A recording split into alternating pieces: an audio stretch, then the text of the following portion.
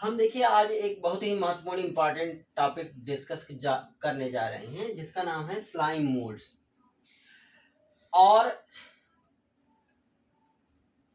जो kingdom protista है उस किंगडम प्रोटिस्टा में chrysophytes, dinoflagellates, slime moulds, protozoa को रखा गया है। तो हम उसी किंगडम प्रोटिस्टा का एक मेंबर है जिसका नाम है स्लाइम मोल्ड्स, इसी के बारे में डिस्कस करने जा रहे हैं। स्लाइम मोल्ड्स जो होती है वो क्या होती है कि सैप्रोफाइटिक ऑर्गेनिज्म है। सैप्रोफाइटिक मीन्स व्हाट कि ये dead and decaying organic matter पे फीडिंग करते हैं, dead and decaying organic matter से अपना फूड अब्सॉर्ब करते हैं। दूसरी चीज कि they are moving along with the decaying leaves and twigs and engulfing organic material। ये सड़ी हुई पत्तियों और ट्विग्स के साथ, टहनियों के साथ मूव करते हैं एंड इनगल्फिंग मीन्स निकलते रहते हैं ऑर्गेनिक मटेरियल। देखिए एक चीज लिखी गई है इनगल्फिंग द ऑर्गेनिक मटेरियल, इसका मतलब क्या हुआ कि जस्ट लाइक अमीबा, जैसे अमीबा होता है, they are forming the pseudopodia and engulfing the food material. जैसे मान लो कि ये अमीबा है, तो एक्चुअली अमीबा क्या करता है कि ये फूड मटेरियल के चारों तरफ एक फिंगर लाइक प्रोजेक्शन बनाता है जिसे क्या कहते हैं, स्यूडोपोडिया। और फिर ये फूड मटेरियल सेल के अंदर आता है। इस काम को हम क्या कहते हैं, सेल ईटिंग, या इसी को और क्या कहते हैं, फैगोसाइटोसिस। तो जो स्लाइम मोल्ड्स होती हैं they are also engulfing the organic material just like the amoeba. तो एक तरीके से हम कह दें कि स्लाइम मोल्ड्स में ये फीचर किसका है, ये कैरेक्टर किसका है, just like the animals. Animal के कैरेक्टर इस स्लाइम मोल्ड में ये एनिमल के कैरेक्टर हैं। देखिए कहा जाता है कि जो स्लाइम मोल्ड्स हैं ये एनिमल फंगस है। इसमें ये स्लाइम मीन्स व्हाट कि जैसे जेली लाइक मटेरियल, स्लाइम मतलब जेली लाइक मटेरियल, और मोल्ड्स एक फंगस है।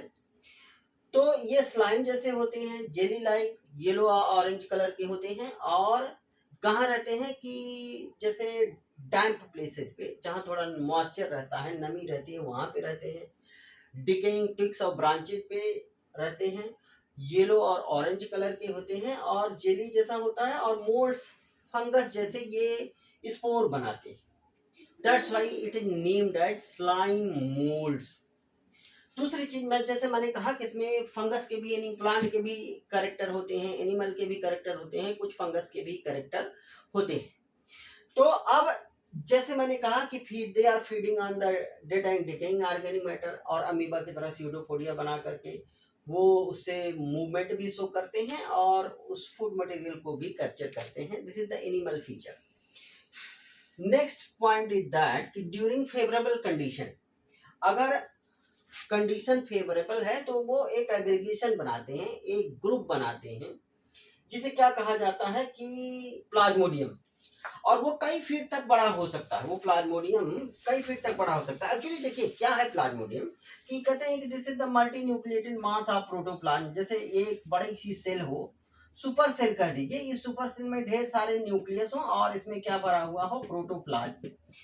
ऑब्वियसली इसी को प्लाज्मोडियम कहा गया है कि प्लाज्मोडियम मतलब multi nucleated mass of protoplasm surrounded by the plasma membrane.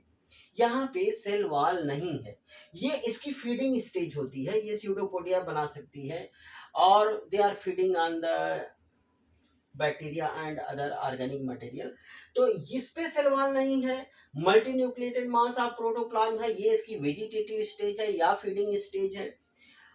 और ये कब बनती है, ड्यूरिंग द फेवरेबल कंडीशन। लेकिन एनसीईआरटी नेक्स्ट लाइन जो कहती है वो कि जो अनफेवरेबल कंडीशन आई, तो ये जो है कि ये जो प्लाज्मोडियम होता है इसका ब्रेकडाउन होता है, और इस ब्रेकडाउन के बाद इससे क्या बनते हैं कि फ्रूटिंग बॉडी बनती है। ये फेवरेबल कंडीशन में बनी। प्लाज्मोडियम कब बनता है, during the favourable condition, favourable time में। और इससे अनफेवरेबल कंडीशन में इस तरीके से क्या बनता है, फ्रूटिंग बॉडी बनाती है। इस तरीके से they are forming the fruiting body. देखिए फ्रूटिंग बॉडी बनाती है।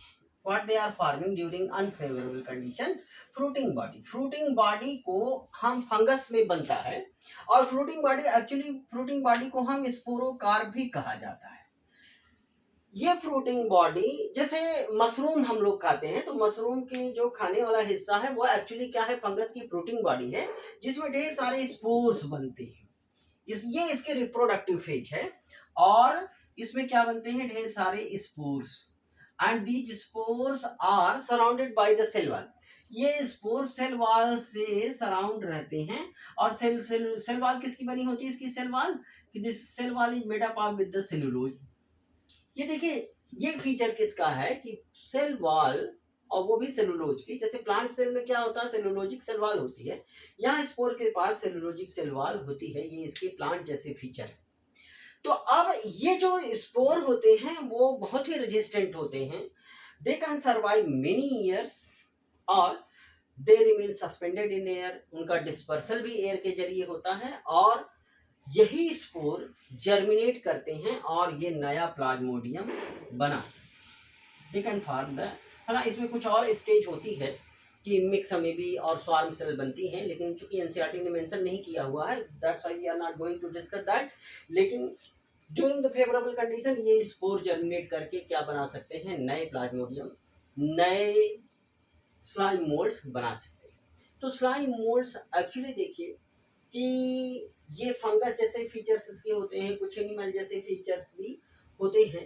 That's why this very important group of organism, और इसको किंगडम प्रोटिस्टा में स्लाइम मोल्ड्स के अंदर रखा गया है, और these are the important features of the slime moulds. तो आप बने रहिए हमारे साथ, और we will discuss the next important topic very soon.